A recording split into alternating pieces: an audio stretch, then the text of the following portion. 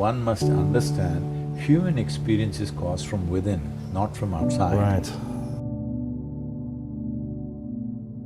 What we do, arrangements we do outside in the form of home, family, automobile, this, that, these are arrangements to facilitate our activity.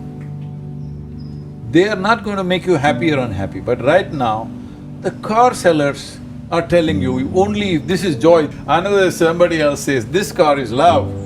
Oh, all the best. But where is love exuding from the engine or joy exuding from the engine? All right, power, all right. But right now, car ads, nobody's telling you what's the engine, what's the transmission, what's the power, what's the torque, nothing. They're talking about the leather, they're talking about the wood paneling, they're talking about the stereo. Are you buying a sitting room? You want to buy a drawing room or do you want a car?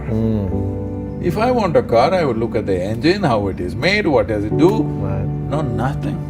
Because they're buying a car for neighbors' envy.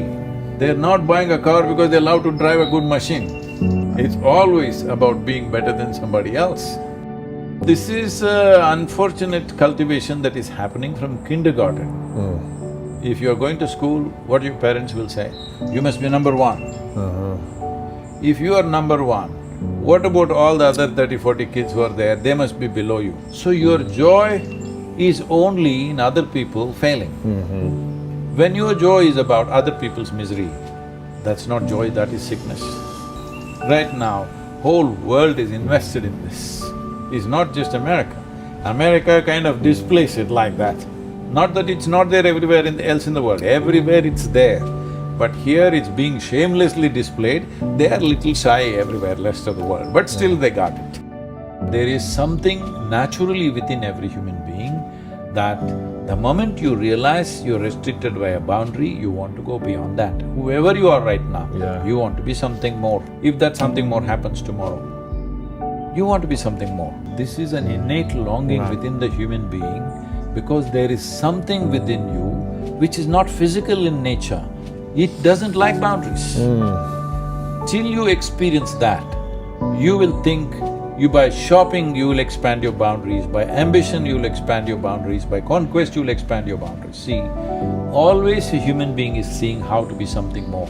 If it finds a very basic physical expression, we call this sexuality. What sexuality means is, something that is not you, you're trying to experience as it a part of yourself. It works for a few moments. Then anyway two people are separate. If it happens mentally, it is called ambition, conquest or simply shopping. Different people do it different ways. If it happens on an emotional level, we call it love. What love means is, somebody who is not you, you want to experience them as a part of yourself. But if you do it consciously, we call it yoga. That if you do it successfully, it's called yoga. Yoga does not mean twisting and turning, yoga means union. That means you consciously obliterated the boundaries of your individuality so that you experience the union with everything. This is not an idea, this is not a philosophy, this is the nature of the existence. Most people get it only when you bury them, unfortunately.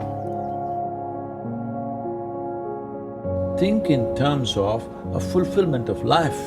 If you are a fulfilled life, according to your competence, according to your capability, according to the times in which you live, you will do the appropriate thing. Right now in pursuit of abundance, people are doing vulgar things. Two people are living in a 50-bedroom house, what's the point of this? Right. Can you sleep in 50 different places? No. The important thing is, are you making arrangements of home, automobile, this, that, everything as a means to act in the world or as a means to enhance yourself? This you must decide. This is why I said the car advertisements are all talking about the leather, about the paneling, about this. Why? Because this is a way of enhancing yourself. Your car is little shinier than your neighbor's car and you're supposed to be better. I'm saying nothing makes you better, all right? Nothing makes you better. The only thing is, everything that you can be within yourself, are you or are you not? That's all. So, I'm saying, at least are you as joyful as you were when you were 5 years of age?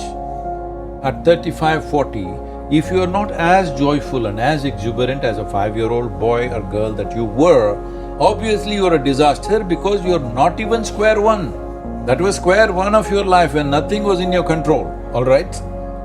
You're not even in square one, you sunk deeper. That's a disastrous life.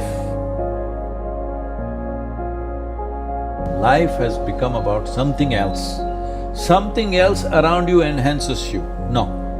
The only way to enhance yourself is to bring this to its full blossoming of what it can be, at its fullest best, what it can be. What I am at my fullest, am I better than you? No, I'm just different. This tree, is it better than that tree? No. This is one way, that's another way. And that's why the world is so beautiful. If there was one more guy just like you in your house, could you live there? No. No. If there were 7 billion people just like you, could you live in this world? No. You would commit suicide, believe me. If you don't fix yourself with limited identities, if you do not compare yourself with anything, if you explore and… see, if you want this tree to grow to its fullest thing, that's why I said not the fruit, root. If you count the fruits, maybe that tree is bearing more fruit than this one. That's not the point. You nurture the root.